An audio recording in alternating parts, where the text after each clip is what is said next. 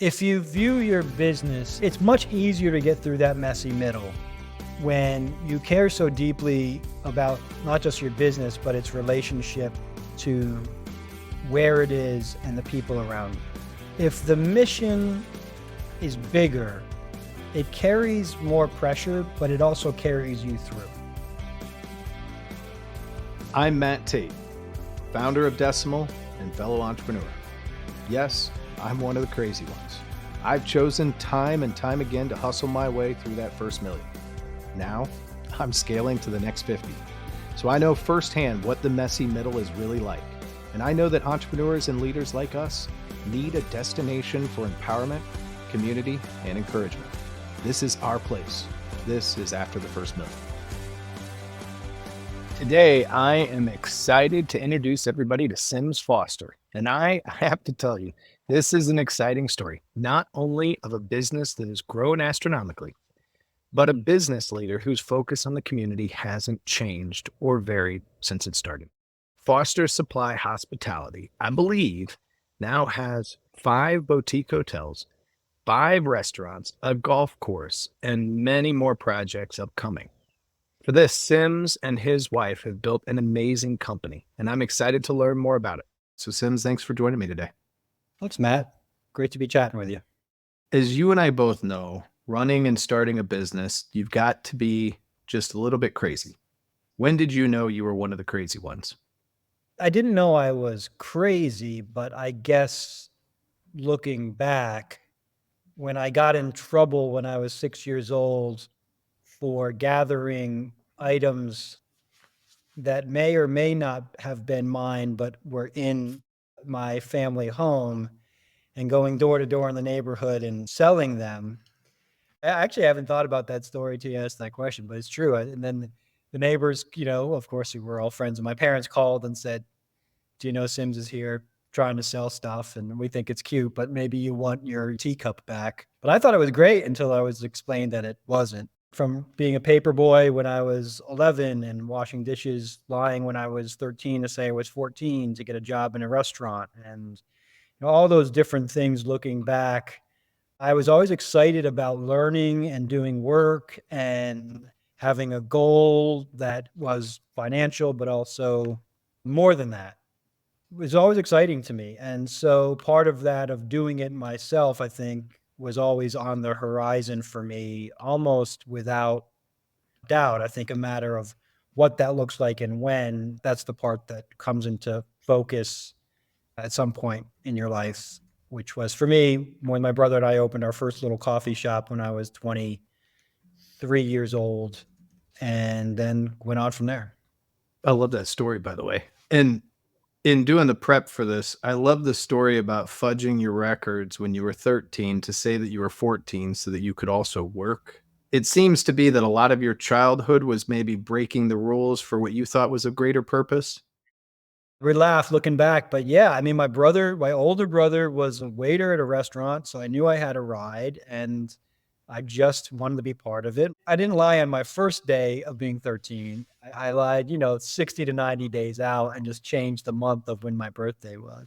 And by the way, they all knew it. They didn't care. But when a kid shows up and says, I'll wash the dishes, you kind of look the other way, especially in whatever that is, 1989. Yeah, I just wanted to be part of that. I knew I had a ride with my brother and I was listening to him. He had started as a dishwasher, and I thought it was a gift to get that job and get the paycheck for probably $4.75 an hour back then.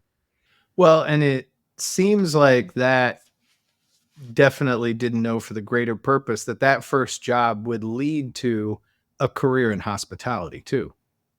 Yeah, I didn't think about it as a career, which is interesting. I spend a lot of time now talking about how our industry really is such a great place for people to be a dishwasher, a busser. And if you show the right progression at a rapid pace, you could be in a management position making a good salary, but it's often not looked at. And a lot of studies, when you look at that, are kind of look at the restaurant or hospitality industry as not a great place to think about a career. And so I've learned to be an advocate, I hope, for that. It was in my 20s when I got a job actually as a maintenance. I just needed a job and one of my new roommates when I moved to New York City said, I may have a couple weeks of work for you. Do you know how to do like maintenance work? And I was like, yeah, sure. So at this place that was about to open, a nightclub in the meatpacking district, and I was painting walls and building a shelf, all the stuff that happens. I wasn't even like the main maintenance guy. I was like the third in the row, but I kept showing up and they kept finding things for me to do. And, 9 months later, because I got to work with the general manager, right? He'd come in the morning after. So I got to know the boss, and he was having trouble finding a replacement for a night manager, one of the people that actually ran this complicated nightlife business. He needed to fill this position. He couldn't find it. And I just said to him, well, David, I'll do it. And David and I later talked about that decision after I made it through. And I said, what were you thinking? He said, listen, I knew you were a good worker, smart guy. We gotten to know you. And he said, the worst thing is you would have blown up right away. I would have known it quickly, and I would have lost an average maintenance guy. But he said the chance was worth it. So I always deeply appreciate those moments and those people that saw something and gave me a shot. And I really do. I try to reach out to those people and give thanks whenever I can. To paint the picture, you all now have 250 employees, multiple locations, and you're growing quite a bit, which I feel like in your industry, there's a lot of really big players, and then there are a lot of mom and pop one-off shops. And yet you all have really created for yourselves a great business in the middle. Yeah, I think that's accurate. And with that comes unique challenges, right? Because the mom and pop thing, you show up and you do it over and over again, and there's a beauty in that. And some days I wish that that were enough to satisfy me, because there's almost a Buddhist approach, like I'm happy showing up and not trying to be more, just working on small improvements every day and putting the closed for March sign and going to Florida. And that's a great model. And of course, the big corporate model, which I've been part of in the hospitality side as well, is a whole different machine. And I think we have a foot in each. And right before this, we're moving one of our Italian restaurant, Piccolo Paese, from a location to the golf course. I was hanging art on the walls because that's still my job and I enjoy it. And I could find someone to do it, but there's still that hands-on. But certainly I can't run the company like that anymore, every day. Now, I want to go back a little bit to the beginning because you had an interesting take that I don't hear very often. When you started what is now a good, very big company, one of the pieces of advice and thoughts that you had was don't quit your day job, which is very different than from what I hear from other entrepreneurs, but people that have an idea, it's almost the old burn the boats. But you took a different approach to it. Tell us a little bit about that at the beginning. When I give that advice to people who reach out, I usually get kind of the shocked look. And more than once, let's say they said, well, I already have quit my job. I'm like, oh, it'll be fine then. Yeah, good. Everybody's path is different. I mean, I had worked myself up into a senior management executive position at a hotel. I guess one thing for me is that I was doing on that side also what I was building my business in.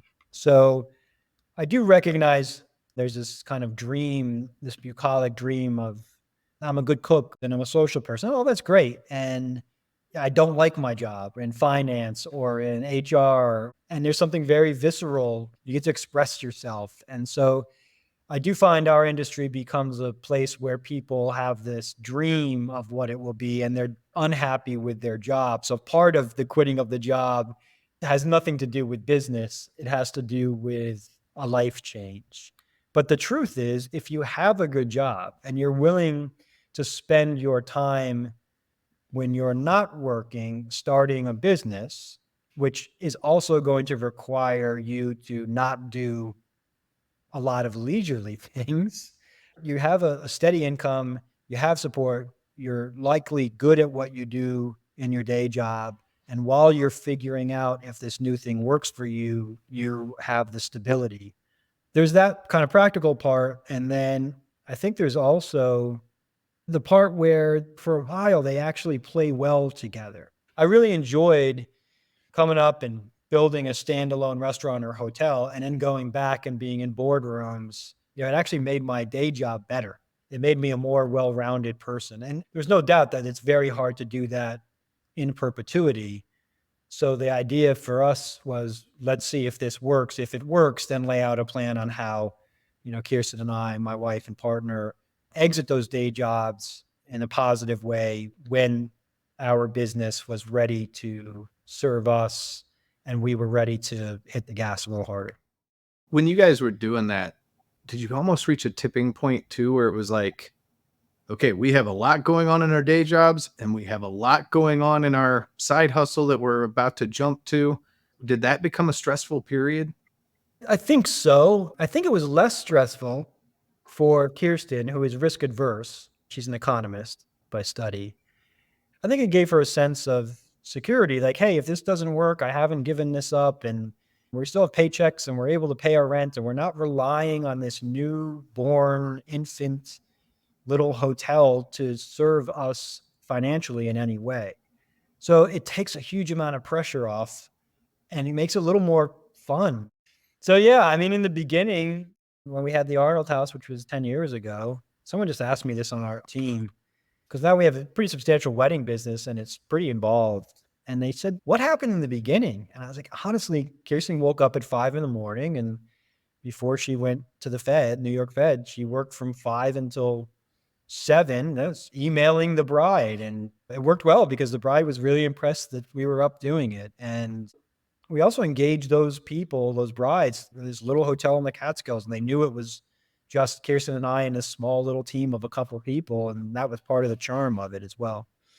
So you just get up early or stay up late or take your PTO at the right time if you have it, and you apply it and you use that time efficiently to work on your business.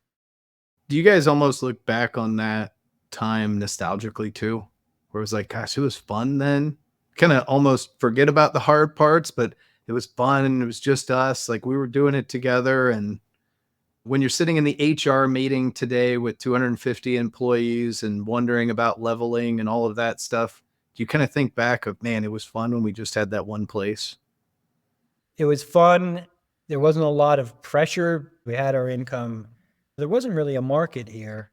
If we had failed, then I didn't ever think that you don't go into business thinking you shouldn't, right? We had a plan. I knew the numbers. I had the pro forma, but I had been through that process in my life. I'd had a business fail and lose everything in my 20s. And so I knew what that was like. It made me smarter. But it felt like that happens. We're going to give it our all, and if that's it, then we'll be okay and we'll pivot. And now the pressure is different, right? And we were just fast. That's what I miss the most and am most nostalgic about. And not that we're slow now. We're not some big. You said we're a big company. I disagree with that. At least I don't view that internally. I think we're big for where we are in this big rural county in upstate New York. We closed on what is now the Arnold House in mid-March, and we repositioned, meaning renovated the rooms and everything, and we're open by Memorial Day weekend. It was like 6 weeks. Like I said, Kirsten took some time off. She's throwing mattresses out the window and putting orders in, and we had to. We're done before we get started. We don't have that much money. Like we gotta start getting revenue on.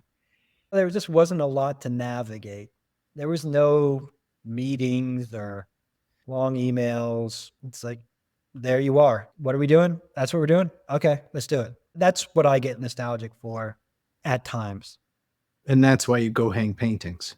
It's exactly right, Matt. Yeah, it's why I go to do it, to remind myself, A, that I can, and B, that I really got something done.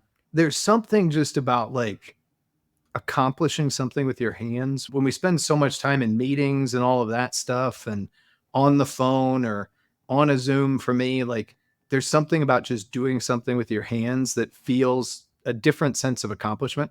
You'll appreciate this. A couple of weeks ago, I was down in Florida with my family for a little vacation, and I had this great kid staying at my house, and he calls and he's like, "Hey, Matt, there's a major limb that just fell down. Like I see chainsaw out in the back. Do you want me to take care of it? I'm like, absolutely not. He's like, really? And I'm like, that's going to be my weekend next weekend. And I want you to know it's going to be amazing. Don't take it from me. Yeah, and I wonder how many people listen to that and think we're nuts. As a leader of my company, I don't purposely try to inspire. I try to be honest and genuine and tell stories that aren't too long or inappropriate or be that guy. I'll save that for like when I'm older because that's when you're allowed to do that. But that is part of our job, right? Is to give a higher perspective on that. And also just to kind of teach at least or explain our perspective so that people can agree or not agree with it based on them joining us on our journeys. So, most of the time emailing is not doing anything. Emailing is not work. It's communication. And so a lot of people probably don't feel great at the end of the day that they just emailed, right? But you cut that limb up and there it is and let it dry and burn it for firewood in a year and right? Or as my grandpa used to do, put a little diesel on there and burn it next weekend. Yeah. So Yeah, I mean, that makes it go faster. What do they say? Cut your own firewood, warm yourself twice, right? there you go. I really like that. And, one of the things that struck me as really cool about your guys' story is I think part of the willingness that you and I have to get our hands dirty and like that type of thing is you also have a sense of community that's different from other people. And so much of your business is built around a community. For me, I built a remote company and my community is people, but it's not a physical location. And yours is different. What drove you to do that? I was born and raised in this small town called Livingston Manor here in Sullivan County, north of the city. And my family's been here. Both sets of my great grandparents on my father's side moved here in the 1913, 1914. This is home. I went to a K through 12 school where my mom was a first grade teacher. My dad graduated from that same school in 1960. And when I was growing up, it was not great. There had been a booming hospitality business here in the Catskills. Anybody that's seen Dirty Dancing, that's always the fastest way to explain it. That was set here. The county that we live in and work in now, Sullivan County, had more hotel rooms than any other county in the country in 1960, 62,000 rooms. And then it all disappeared. I heard my grandparents and my father talk about a place that I couldn't even imagine because our little main street was always struggling and businesses coming in and out, and it wasn't good. But I loved it here, and I loved growing up here, and it's got a lot of natural beauty and a lot of internal beauty from my perspective. That was the legacy of where I grew up, and that was probably the area's chance to move forward.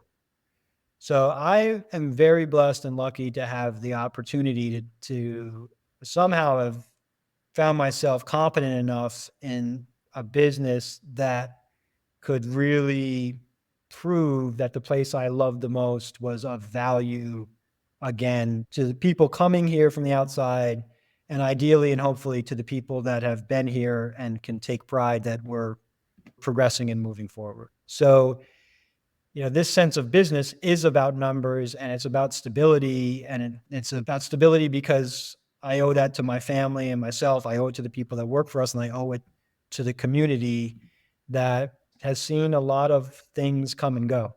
This is deeply personal. And I was very lucky to marry a woman and have a partner that loves the place as well and feels the same way and really cares about this community just as much as I do. So where we are now it's really been satisfying. And I also want to mention, we were one of the poorer counties in New York State, and we are at the bottom of the health rankings. And one of the issues in the health rankings is food insecurity. 1 in 5 of our children in our community is food insecure. We've taken that personally and started a not-for-profit where we started an education program. I went into first the school that I went to just to talk to the kids about their choice between real food and processed food, trying to do something to create kind of a generational change. And that has grown rapidly, not surprising, with our kind of MO. But we're now in every school in Sullivan County. We got to every seventh grader with the education program last year. We have a meals program for those that are most in need tonight, and we're up to 175,000 meals delivered. We started it when we had to shut down for COVID, so it's 4 years. We do about 1,000 meals a week right now. And we just piloted a farm to school program where we're aggregating food from our local producers, getting it into the form that the food service providers at the schools can use it, and then also delivering it. So we've got a three-pronged approach to try to figure out how we solve this problem in our community. So we're upset that the problem is there, but we're proud of the team that's working hard to try to make a difference. It's called A Single Bite. My executive director there would really be upset. I was going to say, you got to drop the name there.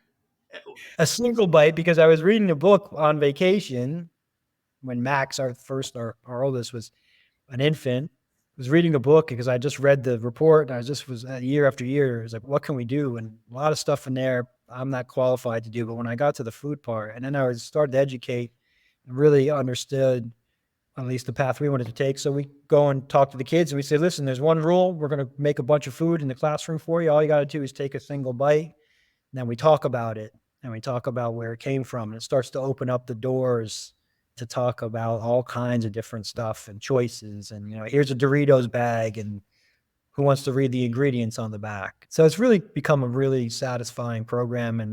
And I think our community has rallied around it and seen it as part of the positive change for all of us. And it feels to me like your level of empathy for the community, you seem driven by success, by building a good company, but also by making sure that your community is better for you being there. My parents never talked about community and all this stuff. They just lived it, right? My mom plays organ at church, and dad went to church to support my mom, and my mom went to temple to support my dad. And yeah, that was just a matter of life. And the values that I was brought up with were that the important things that matter are not the business. It's what you do to make your world, and specifically to them, meaning their town and the people around them, the people you interact with daily. How do you make that a positive experience in their life slightly more valuable? Starting a business, creating jobs, creating stability for people, that helps a community. Arguably, it's number one on how you help your community. And that's great. It's just not quite enough for me, especially a community that's been damaged, community that has all kinds of opportunity to, when 1 in 5 of your kids in your county are food insecure, like, it gives you something to do. You've got kids. Those are your kids' friends. And that's what I say when I help do fundraising or do fundraising with a team. Like, when I know someone's there, I'm like, well, we're delivering food to somebody that's a half mile from your house. I'm not going to tell you who it is because that's not appropriate, and I would never do that. But you know who it is. And that's really resonated with people. They supported it because they're like, yeah, I get that. And I see that. And there's a way for me to volunteer or write a check that works for them to help support the effort for that not-for-profit. You're helping not only feed kids, but really generationally educate people and try to raise the floor in a community while also providing jobs and financial security for the parents. One of the things that struck me when we were talking earlier this week was your take during the pandemic. I mean, the pandemic was hard for everybody, but the hospitality industry had to have been one of, if not the worst to be in. And you handled it in a way that was different from what a lot of other people did. Right or wrong, not a judgment, just different. Talk about how the pandemic affected you all, because you're now a couple of years out, growing faster and bigger than you have in the past after what was an exceptionally hard time.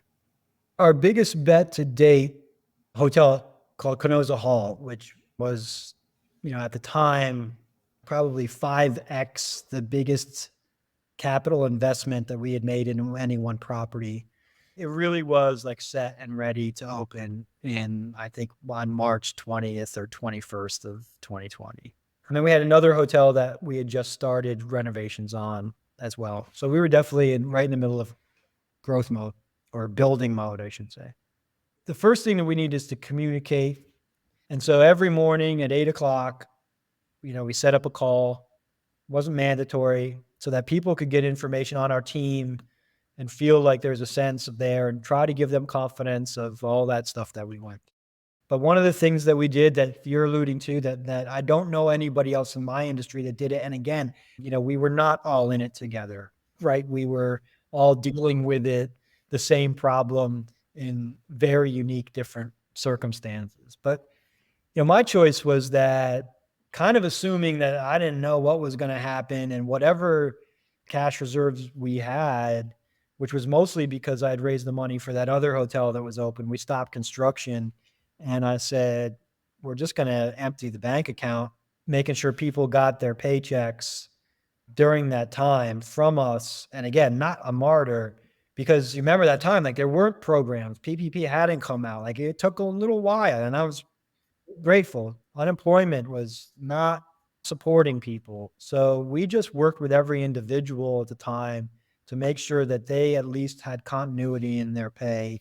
And if a program came out, then our HR director said, hey, are you comfortable? This might be a good way for you to, and almost everybody did. A couple people said they weren't comfortable with it, and we kept them on. And luckily, those programs gratefully came into play and gave us that next bump that helped us to not go out of business. We rode that bumpy ride for months, where we were really lucky at times because we were in these small little hotels in a rural area, right? So I say, part of my job, part of your job is to wake up at 3 a.m, whether we like it or not, and run scenarios of like, okay, you're going to shut down your businesses. No sense of whether you'll ever reopen again. What do you do? And of course, the caveat there is a lot of people lost a lot more than their businesses. And so that is the right perspective always. A lot of people were like me, dual working household, got lucky. And no matter how much risk I had in my business, my wife had a totally separate career. But you and your wife worked together. How did you guys handle that between the two of you? Yeah, I got emotional there for a second, man. You hit on something. Well, I had to lie, and I do it all over again and tell her it's all going to be okay. I'm going to figure it out. We're going to figure it out. I didn't know that that was the case. She probably would say that was stupid if she were sitting here now. I thought it was my role to just kind of protect. I felt like if one of us was going to take that load, that was enough. And she had faith enough, and maybe was self-protecting as well. It was about the business and all the people that I needed to protect, or felt that way, and also my family. It was not a pleasant time, but we got through it. I said to her, once we started to get through it, I'm like, listen, somebody just came in my office with this great property. I think I'm going to see if we can, see if we can buy it. It's like, what? And this is like the fall of 2020. And I was like, now is the time to swing for it, right? And that property we just opened last fall after a major renovation. And at some point, you kind of swings back and you realize, man, we just did make it through, and there looks like a path. We've been given a new life. I'm really glad I got through. I'm glad that we figured it out, and that I'm really proud of our government for what it did. It was really a necessary help, and I'll always be grateful for that. Earlier than most, you saw that opportunity for growth. And talk about this next phase for you all, because you have kind of a few projects of growth coming on. And you survived what God knows I hope both of us hope is the worst thing we're ever going to go through. And you're growing. What's the next phase look like for you guys? We have a project that we've been working on for 2.5 years in the city of Newburgh, New York, and 75-room hotel, full spa, 3 historic buildings, American Legion, YMCA, and the Masonic Grand Temple.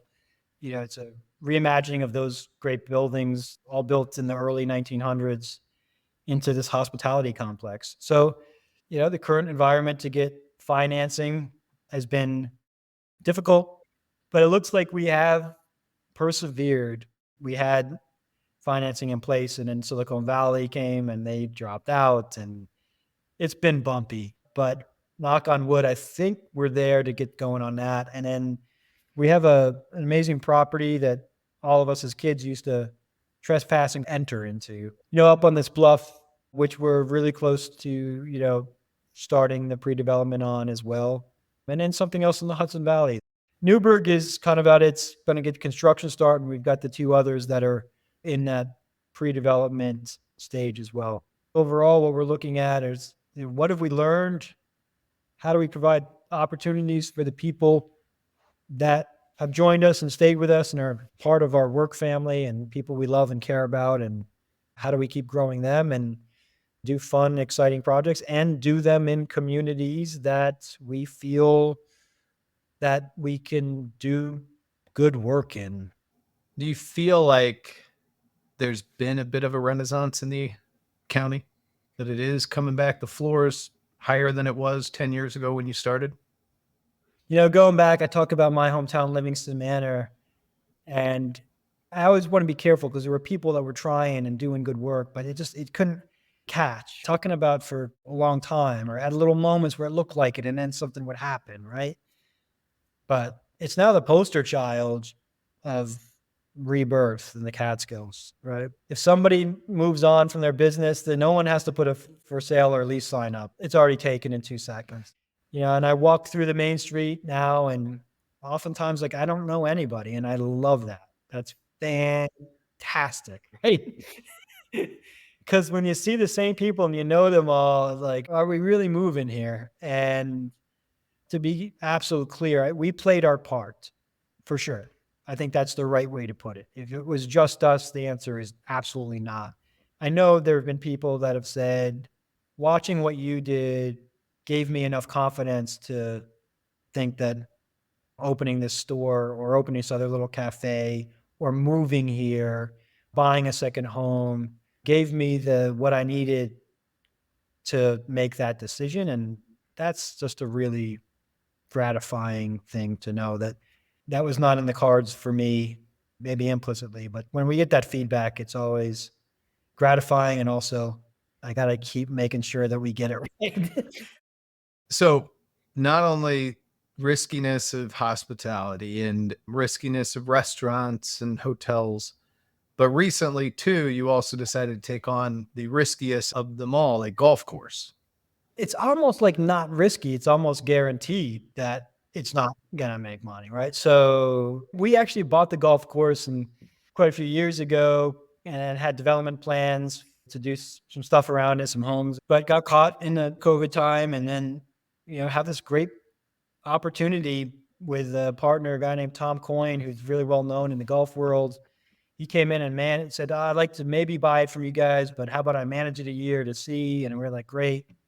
And he came at the end of the season and said, I love the course. I want to stay on. And we were so happy. We're going to pass the baton and maybe get our money back out. And he said, but I'm not dumb. He says, I need a restaurant and a hotel and I don't know anything about that. So why don't you guys stay on as my partner? It's a new adventure for us. And we were able to take our investment, which we had bought it over the years and kind of apply that. And Tom and some other partners, including the iconic entertainer and actor Bill Murray is a partner there. And so we're able to start a new chapter for that. And it wasn't what we had planned as usual, but it's where we're going and we're excited about it. Well, Sims, I really appreciate you joining today. Before we go, I have one final question is, as you've navigated a lot and you've navigated that messy middle of building an idea into a growing business, what's kind of one thing that you've learned that you think would be important to share? I could say the persistence and making sure you have plans and do all the work, to make sure you put a good business plan and all that. And I've said all that stuff before, but I actually think right now in this moment with this conversation, Matt, if you view your business, it's much easier to get through that messy middle when you care so deeply about not just your business, but its relationship to where it is and the people around you. If the mission is bigger, it carries more pressure, but it also carries you through. Because on those days that we all have, right, that you're like, what am I doing? And I think it brings you back to focus if you say, no, this is holistic. So I guess from my experience, that might be different from other people you're going to talk to. Like that's really, really one. If you can package that whole thing together, it sustains you in the harder times. Well, I think that's awesome. That's perfect. Well, Sims, thanks again. This was great, man. Thanks so much for listening. After the First Million is presented by Decimal. To listen to more episodes and find tips to help make running a business easier, visit decimal.com/AFM. Want to join the conversation? Reach out to me on LinkedIn and let's explore the messy middle.